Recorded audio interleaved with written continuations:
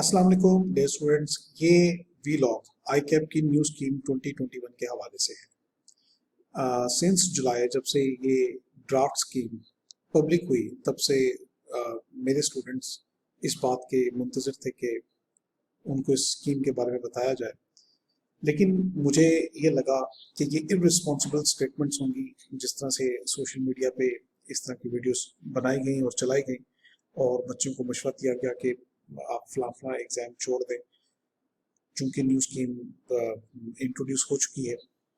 तो ये irresponsible statements थी जिसको आई कैप ने बाद में कंडेम भी किया क्योंकि ये ड्राफ्ट था और इसके ऊपर आई कैप ने कमेंट्स मांगे गए, जहां आई कैप ने ये कहा कि हम ये प्रपोज कर रहे हैं और हम ये करना चाहते हैं, लेकिन साथ उसके ये भी कहा कि हम आपसे कमेंट्स मांग रहे हैं कॉलेजेस से, राइट से उन्होंने कहा कि हम आपसे कमेंट्स इसके ऊपर चाहते हैं और हम कमेंट्स को कंसिडर करते हुए जो चेंजेस करनी होंगी हम करेंगे। तो इसलिए मुझे ये लगा कि ये ऐसी कोई वीडियो तब तक नहीं बनानी चाहिए जब तक स्कीम प्रॉपर लॉन्च ना हो जाए। तो फिर आज ये वीडियो बनाने का मकसद क्या है? आज 14 सितंबर को अभी तक ये स्कीम प्रॉपर लॉन्च या इम्प्लीमेंट नहीं हुई, लेकिन चूंकि अब कैफ के एग्जाम हो चुके और स्टूडेंट्स बहुत ज़्यादा क्यूरियस हैं, वो पूछ रहे हैं बार बार कि हमें अब नेक्स्ट सेशन के लिए कौन से पेपर सिलेक्ट करने चाहिए। तो आज भी मैं बड़ा मोहतात होकर, क्योंकि न्यू स्कीम अभी तक लॉन्च या इम्प्लीमेंट नहीं हुई, बड़ा मोहतात होकर ये बात आपके साथ डिस्कस करूंगा कि अगर ये scheme as it is launch होती है तो क्या करना चाहिए। तो अब आपकी पेपर के सिलेक्शन क्या होनी चाहिए नेक्स्ट सेशन के लिए, मार्च 22 के लिए। तो इस वीलॉग में सिर्फ मैं आपके साथ ये डिस्कस करूंगा कि हमें अगर न्यू स्कीम मार्च 22 की कैफ के एग्जाम के लिए अप्लाई होती है तो हमें पेपर सिलेक्शन क्या करनी चाहिए। इस वीलॉग में कहीं हम ये डिस्कस नहीं करेंगे या मैं ये स्टेटमेंट नहीं दूंगा कि ये स्कीम कब लॉन्च होने जा रही है या कोई इनसाइड न्यूज़ जिस तरह से बाकी लोग कुछ गैस वर्क कर रहे हैं, कुछ इनसाइड न्यूज़ सोशल मीडिया के ऊपर चला रहे हैं कि फलां डेट को ये हो जाना है, फलां को ये हो जाना है, और ये जुलाई से ऐसा चल रहा है।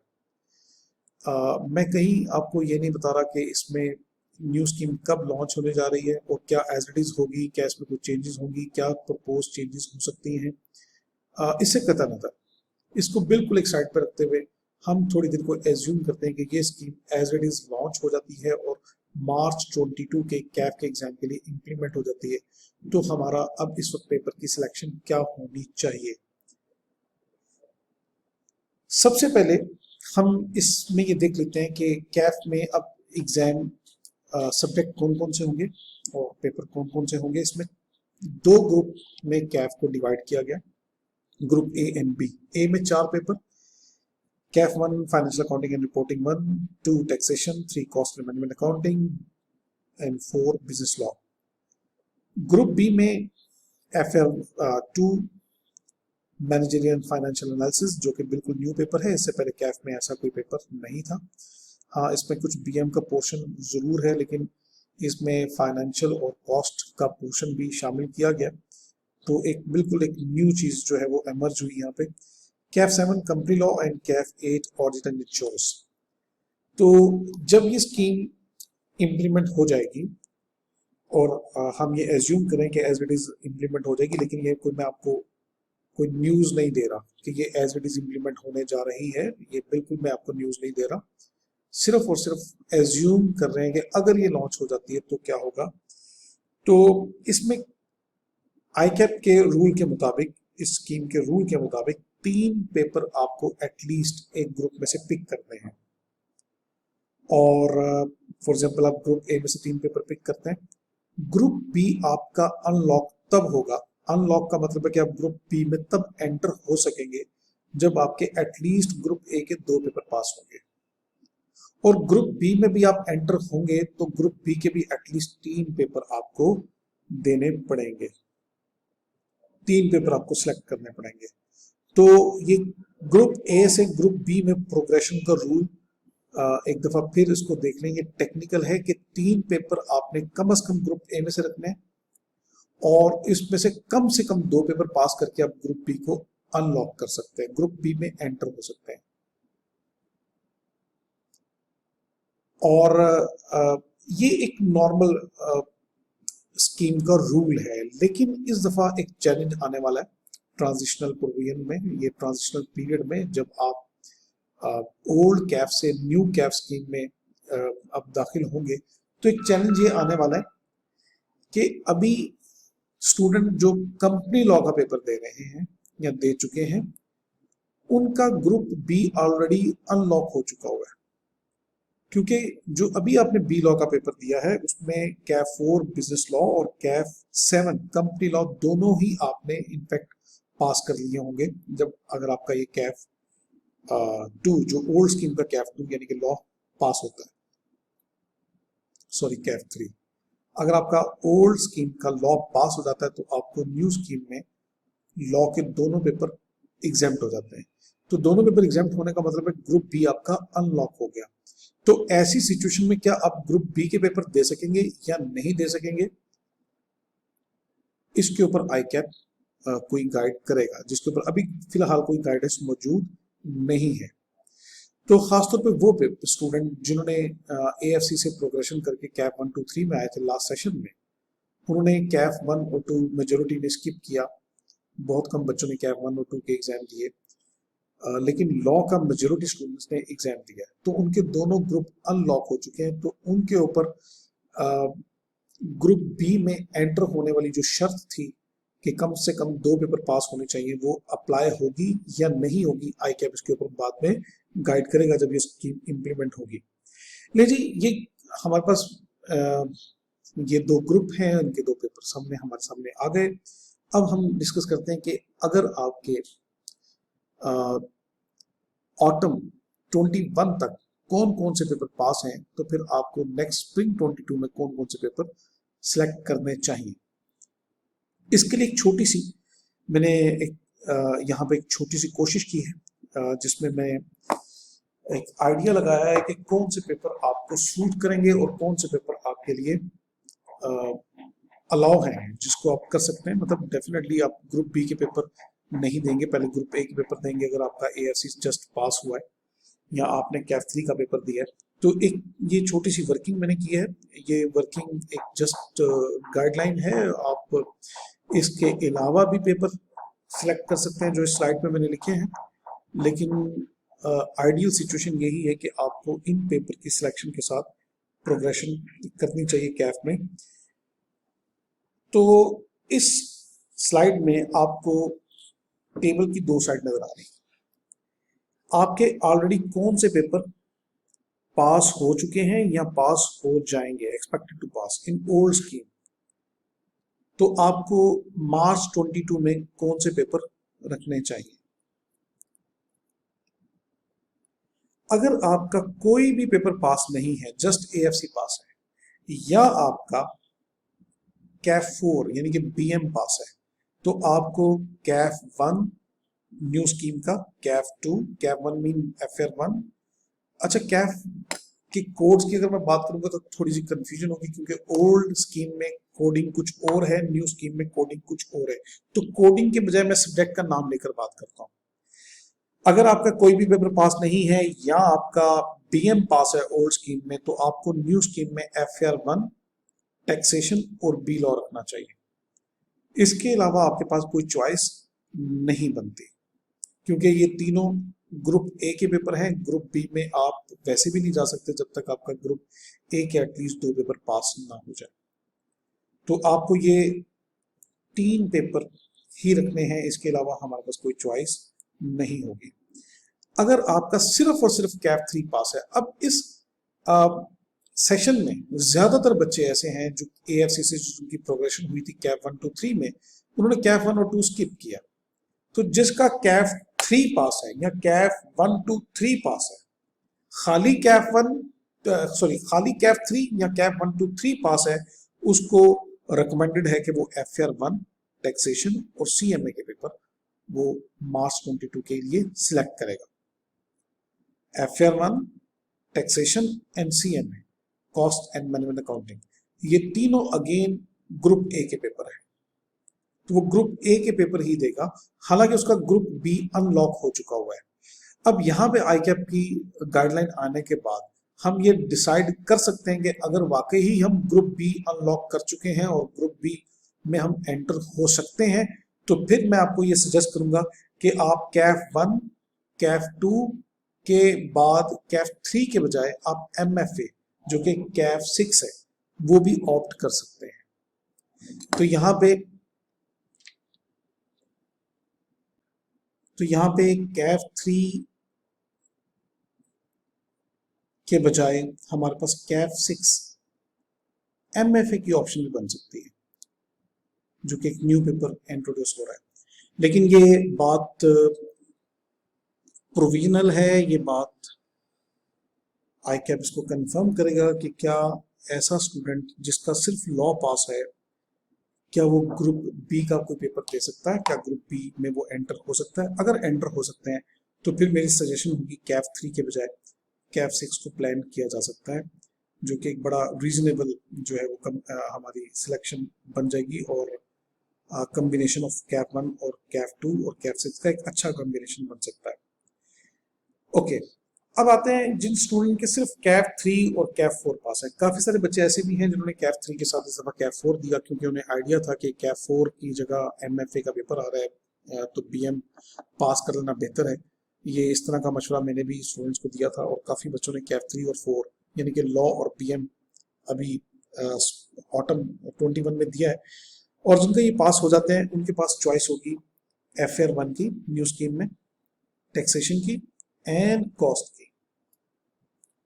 अब इनके पास MFA की तो चॉइस नहीं होगी, क्योंकि MFA ऑलरेडी इनका एग्जाम्प्ट हो जाएगा अगर कैफ 4 इनका पास है। तो इनके पास चॉइस सिर्फ और सिर्फ FR 1 टैक्स और CMA की होगी। अगेन ये तीनों ग्रुप ए के पेपर हैं। ग्रुप बी का कोई पेपर भी वो नहीं दे सकेंगे, लाइक वो ना FR 2 दे सकेंगे FR 1 के बगैर, ना वो ऑडिट दे सकेंगे FR 1 पढ़े बगैर, FR 2 पढ़े बगैर, और ना ही उन्हें कंपनी लॉ देने की जरूरत है, क्योंकि कंपनी लॉ उनका ऑलरेडी एग्जाम्प्ट हो चुका होगा। तो वो सिर्फ ग्रुप ए के ये 3 पेपर ही देंगे, उनके पास और कोई चॉइस नहीं बची होगी। और जिनका कैफ 3 और कैफ 5 जिनका कैफ 3 और कैफ 5 सिर्फ पास होता है इस सेशन में, तो उनके लिए रिकमेंडेड है कि वो टैक्स देंगे, कॉस्ट एंड मैनेजमेंट अकाउंटिंग देंगे और FR 2, ये 3 पेपर वो सिलेक्ट करेंगे स्प्रिंग 22 के लिए। और जिन स्टूडेंट का कैफ 4 और 5 सिर्फ ये 2 पेपर पास होते हैं, तो उनके लिए भी रिकमेंडेशन है कि tax, B law and FR 2, सिर्फ बी लॉ देंगे, कंपनी लॉ नहीं। तो वो 2 पेपर टैक्सेशन और बी लॉ ग्रुप ए में से देंगे और एक पेपर ग्रुप बी में से देंगे। अच्छा, यहाँ पे भी एक कंफ्यूजन यहाँ पे अराइज होती है। अभी हमने पिछली स्लाइड पर आकर ये डिस्कस किया था कि किसी भी ग्रुप में आप एटलीस्ट 3 पेपर देंगे। तो अगर आप मुझसे 6 महीने बाद या साल बाद पूछेंगे तो ये कॉम्बिनेशन नहीं बन सकेगा, क्योंकि ग्रुप बी में अगर आपने एंटर होना है तो उसके 3 पेपर देने पड़ेंगे। लेकिन इस दफा के लिए एक चैलेंज है, इस दफा के लिए एक प्रॉब्लम है कि अगर एक बच्चे के फॉर एग्जाम्पल ग्रुप ए में से एक पेपर पास हो गया है या 2 पेपर पास हो गया है, तो उसको अब 3 पेपर रखने हैं, तो 2 पेपर ग्रुप ए में से और एक पेपर ग्रुप बी में से रखना उसकी मजबूरी होगी। तो क्या ICAP इस सेशन के लिए, इस ट्रांजिशनल पीरियड के लिए क्या इस चीज की छूट देता है कि नहीं देता, ये स्कीम इंप्लीमेंट होने पे आइडिया हो जाएगा। कैफ 3, कैफ 4 एंड कैफ 5 यानी कि लॉ, BM और जिनकी FR 1 पास है उनके लिए क्या कॉम्बिनेशन होगा, उनके लिए टैक्सेशन, कॉस्ट और FR 2 और ऑडिट, ये 4 पेपर रिकमेंडेड होंगे, क्योंकि ये सिर्फ 4 पेपर ही रह चुके होंगे उन स्टूडेंट के जिनके कैफ 3, 4, 5 पास हो जाते हैं सितंबर सेशन में। तो यहाँ पे 4 पेपर इसलिए रिकमेंड किए जा रहे हैं ताकि यहाँ पे कैफ इनका कंप्लीट हो जाए। अगर वो लेसर नंबर ऑफ पेपर देना चाहेंगे तो डेफिनेटली वो दे सकते हैं, 3 पेपर भी दे सकते हैं, लेकिन उनका कैफ फिर 6 महीने और एक्सटेंड हो जाएगा। अगर ये मैंने डिफरेंट कॉम्बिनेशन बनाकर देखें कि किस किस सिचुएशन में क्या क्या करना चाहिए। अगर किसी स्टूडेंट के कैफ 3, 4, 5 एंड 6 पास है ऑलरेडी, 3, 4, 5, 6, तो उसके सिर्फ 3 पेपर CA इंटर में या कैफ में रह चुके होंगे, FR 2, cost and management accounting and audit. उसके पास इसके अलावा और कोई चॉइस नहीं होगी और कोई ऑप्शन नहीं होगी, वो इन्हीं 3 पेपर के साथ कंटिन्यू करेगा। और जिसका कैफ 3, 4, 5 एंड 8 पास है तो वो टैक्सेशन देगा, FR2 देगा और ऑडिट देगा। इसके अलावा उसके पास कोई चॉइस मौजूद नहीं होगी।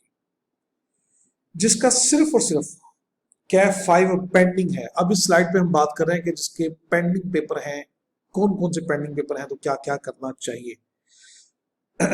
तो जिसके कैफ 5 पेंडिंग है उसको इस दफ़ा कैफ 1 ज़रूर करना चाहिए। ये टाइपिंग मिस्टेक है, कैफ 1 यानी कि FR1, ताकि अगर वो FR1 अभी करेगा तो नेक्स्ट सेशन में वो FR2 करने के एलिजिबल हो जाएगा। अदरवाइज तो FR2 उसको पढ़ना और समझना उसके लिए मुश्किल हो जाएगा। तो जिसका कैफ 5 पेंडिंग है वो इस दफ़ा FR1 ज़रूर देगा। जिसका लॉ अभी तक पेंडिंग है उसको रिकमेंड ये किया जाएगा, मतलब जिसने लॉ का पेपर दिया नहीं या खुदा ना खासा जिसका फेल हो जाता है तो वो बी लॉ का पेपर इस दफ़ा ज़रूर दे, ताकि वो अगली दफ़ा कंपनी लॉज के लिए पढ़ना और समझना और उसका पेपर देना आसान हो जाए, बजाय इसके कि दोनों पेपर वो अगले सेशन में कंबाइन कर रहा हूँ। नेक्स्ट सेशन यानी कि ऑटम 22 की बात कर रहा हूँ। तो स्प्रिंग 22 में बी लॉ का पेपर ज़रूर दे जिसका कैफ 4 पास, जिसका लॉ पास नहीं होता या जिसने लॉ का पेपर नहीं दिया तो लॉ का पेपर बिजनेस लॉ का ज़रूर देगा। थर्ड पे ये बात ऑलरेडी ऊपर हम कर चुके हैं, ये रिपीट हो रही है, अगेन टाइपिंग मिस्टेक। और जिसका सिर्फ कैफ 4 यानी कि ओल्ड कैफ 4 BM पेंडिंग है, पहले 6-7 पेपर में से बाकी सारे उसके पास हैं और सिर्फ BM पेंडिंग है, तो उसके लिए रिकमेंडेड है कि वो MFA का पेपर ज़रूर दे। तो यहाँ पे हमने ये डिस्कशन की कि कौन कौन से कॉम्बिनेशन के साथ आपने पेपर ऑलरेडी दिए हैं या पास किए हैं, तो नेक्स्ट आपका कॉम्बिनेशन क्या होना चाहिए। तो इसके लिए मैंने मैक्सिमम पॉसिबल कॉम्बिनेशन सोचने की कोशिश की है कि क्या बच्चों ने हो सकता है रखे हों और क्या वो आगे प्लान कर सकते हैं। अगर इसके अलावा कोई और कॉम्बिनेशन आपने ऑलरेडी रखे हैं या इसके अलावा कोई और कॉम्बिनेशन आप रखने का सोच रहे हैं तो ज़रूर मशवरा कर लीजिएगा, हम उसमें कोई बेहतर गाइड या बेहतर कोई रोड मैप बना सकेंगे इंशाल्लाह। अब हम बात करते हैं हैंड ऑन कोर्सेज की। हैंड ऑन कोर्सेज में कौन कौन से कोर्सेज ऐड किए गए हैं और ओल्ड जो स्टूडेंट हैं, एग्जिस्टिंग स्टूडेंट हैं, उनके ऊपर ये किस तरह से अप्लाई होंगे। तो 3 हैंड ऑन कोर्सेज हैं, एक PPE जो कि PCSE जो ओल्ड PCSE है उसकी रिप्लेसमेंट है, एक है MS ऑफिस और एक है डेटा मैनेजमेंट एंड एनालिटिक्स। ये जो तीसरा पेपर है डेटा मैनेजमेंट एंड एनालिटिक्स या फिनटेक का, ये आप कभी भी कर सकते हैं, ड्यूरिंग CA इंटर भी कर सकते हैं और ड्यूरिंग आर्टिकल भी कर सकते हैं। बिफोर MSA एग्जाम आपको ये देना है। तो अभी कैफ के स्टूडेंट को ये नहीं देना चाहिए, एटलीस्ट जब तक इसकी 1-2 अटेम्प्ट हो ना जाए, तो फिर हम इसको समझ पाएंगे कि ये हमें कैफ के दौरान करना चाहिए या आर्टिकल के दौरान करना चाहिए।